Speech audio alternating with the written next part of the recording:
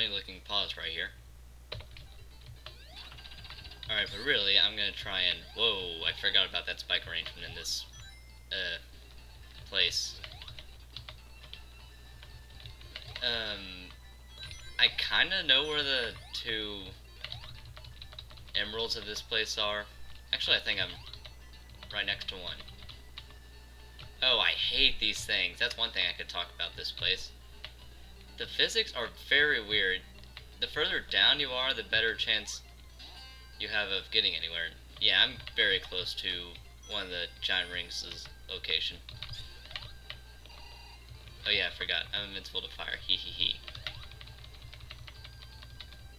Yeah, it's right in here. I think. Okay, I know I'm close.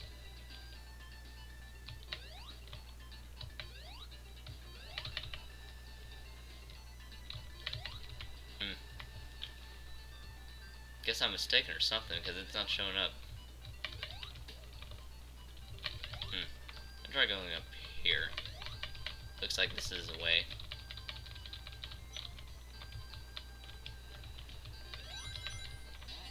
E.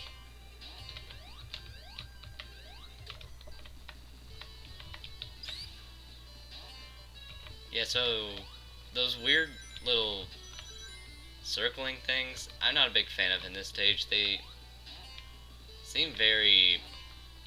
Okay, what the heck is going on here? It just keeps on making me do this. And that does not look like a background. Another thing about that, water shield is useless here. The fire shield is what's boss. There's plenty of fire. I mean, look at this place. Ugh, spikes. I do love the 3D-ish effects spikes. 3D-ish spike effects they have going on.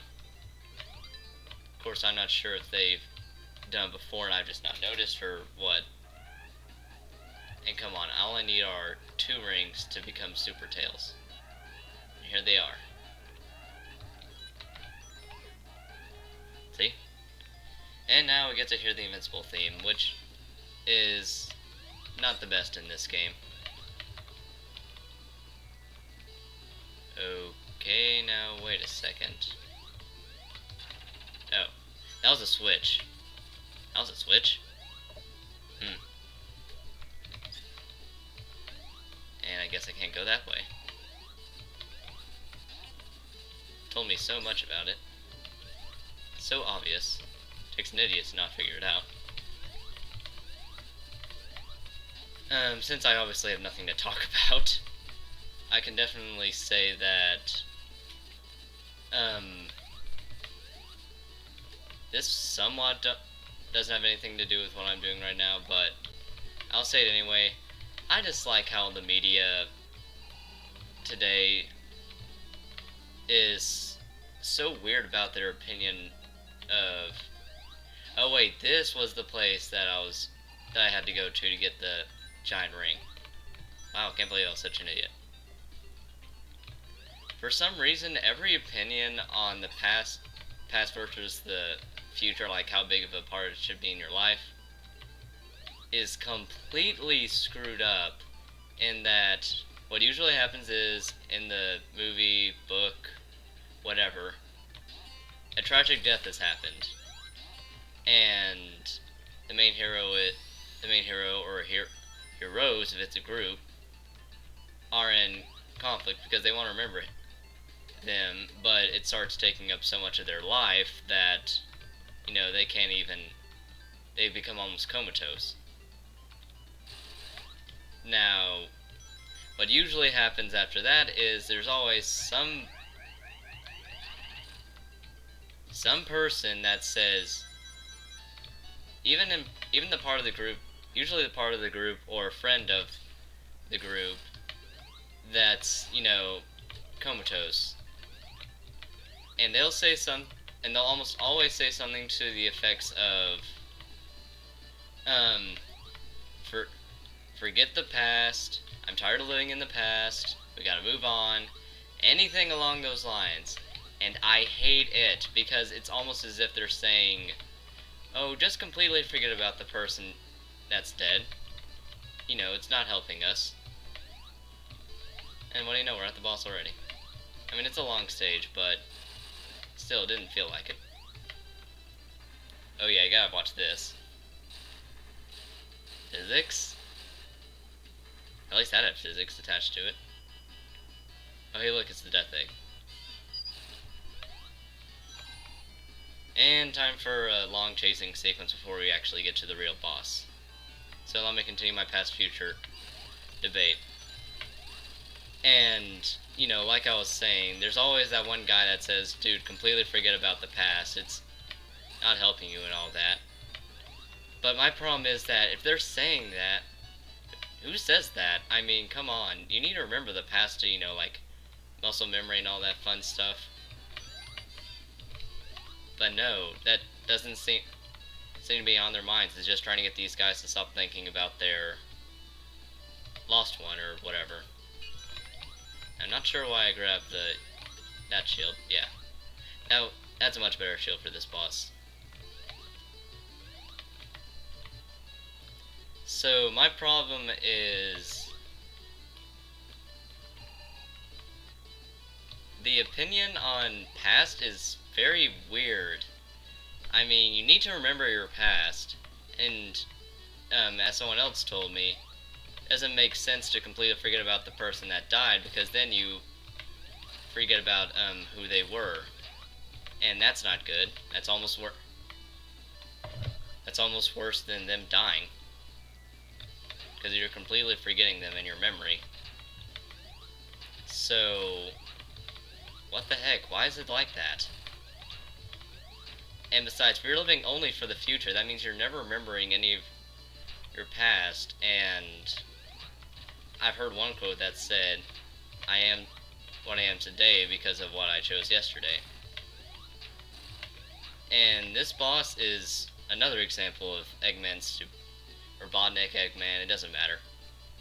Technically his name's Robotnik, but Capcom, well not Capcom, wrong company. Sega is so intent on calling him Eggman that he named himself Eggman, even though in canon his name is Robotnik. It's just that Sonic called him Eggman, and from that point onwards he calls himself Eggman. So like I was saying, wow, that was stupid. He creates an invincible machine finally, but guess what? He hurts himself with it. And he does this multiple times. He doesn't learn at all. It's like most every boss when it comes to any kind of sense. Now, if you didn't have the Chaos or the Super Emeralds, you wouldn't be able to access this zone, which was technically in Sonic 2, but that was back in earlier stages of this game's development, and the game was supposed to be based around time traveling, but Sega Sonic CD would end up using that idea instead. So, yeah, they got rid of the stage probably because of time constraint issues or something like that, but yeah, it was supposed to be the stage you access after you get all the Chaos Emeralds, and at the end you're finally able to unlock Super Sonic. And in case you're wondering, yes, I am doing this on purpose because Knuckles is easy enough. No need to make him easier with Hyper Tails or whatever. Oh, not Hyper Tails, Super Tails. And I mean, look at this. He's pitiful. And time for a very long cutscene. Oh yeah, and some thinly veiled foreshadowing in the background. Hey look, it's the Super Emeralds. And then this very long scene. One interesting thing I can say about this is that technically this boss does have a hit counter, but the thing is, it's impossible to hit him the amount of times needed to kill him. But the problem is, if you do kill him using debug or whatever, then the game just kind of freezes. So, no point there. Oh yeah, and then Knuckles is able to get up now after being electrocuted not even, 10 seconds before? And he won. And another thing about that that look on him, no, not very good.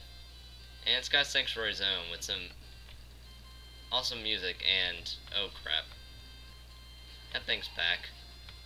Eh. We just got rid of it too. Yeah, I can't do that very well. Pretty much you have to wait for Knuckles to do that, and then you can continue on with this sorta kinda long stage, but it's a fun stage. As always, there's a lot of speed sections. And this is the first one to introduce you to the egg robos, which are just badniks that looks similar to Eggman. And as I've heard people complain before, their only problem with that is that in later Sonic games it seems like they're about the only badnik. Which I can see what they mean. Oh yeah, that's right. There's not really a lot of bombless pits in this stage because it's so large and you're up so high that you're probably just gonna fall on previous parts of the stage.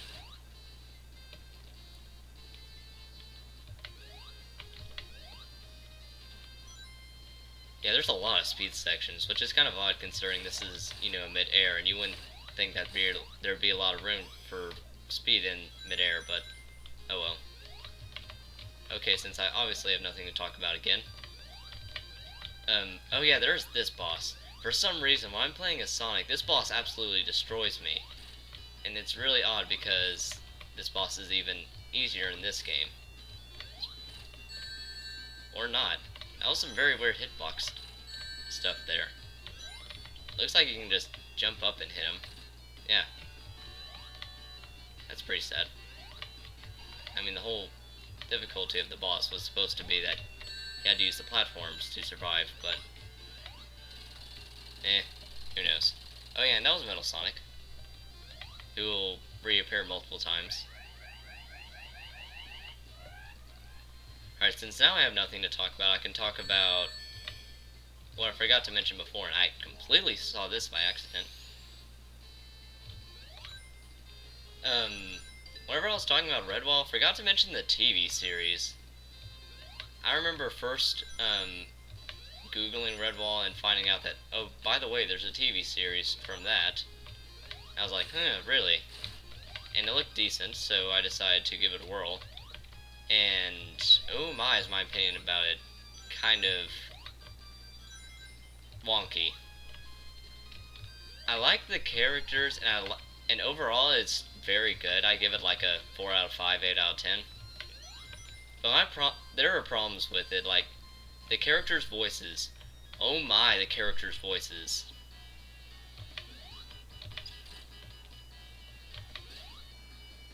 I mean, true that it was made by the BBC, so I can't. Of course, there's going to be some British speak, but my goodness, are some of the characters have some weird dialects and stuff like that. I mean, and sometimes the pronunciation is really off. Like Clooney said Redwall so much, but he didn't say like red wall. He said like Redwall, like he was trying to quickly get through it. Which I don't understand, because Redwall is not really a hard thing to pronounce. And then Matthias' voice absolutely kills me in that show, because it's so not what I thought it would be. Apparently he was much younger in that show, 13, 14, in that part of the show, which was like 13, 14. And that voice definitely fits a 13, 14-year-old. But my goodness, my goodness is the voice annoying to listen to. Cornflower! And then Cornflower's voice is not much better. And then some of the characters have some weird character traits, like the Abbot is overly pacifist, so there's a lot of stuff they add in to reflect that nature, and I don't understand why. I mean, true, he was pacifist in the book, but he wasn't as pacifist as he was in the series. And I think they did pretty well when it comes to matching the book. There were a few things they changed, but there wasn't anything major they changed. So, time for Metal Sonic, who is almost as easy as the Metal Sonic in Sonic 2.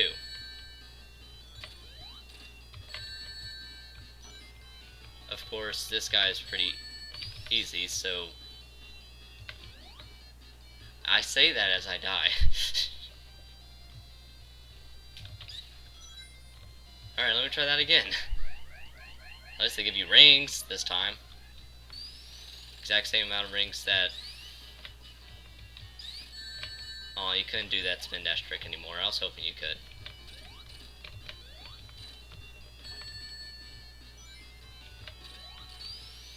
Exact same amount of rings to get against the Egg Robo refight in Sonic 4. And that was it, people. If you were playing Knuckles' storyline, then you would be able to fight him whenever he uses the Master Emerald. And I think that's just the end game right there. But since we're Tails, we have the ability to continue on the game and go through the final full zone of the game, with the final boss at the end. That's right, people. The final boss. Well, almost. It's kind of hard to explain it, so I'll just let you watch it. What the heck was that accent I was doing there? Next time we actually go in this thing.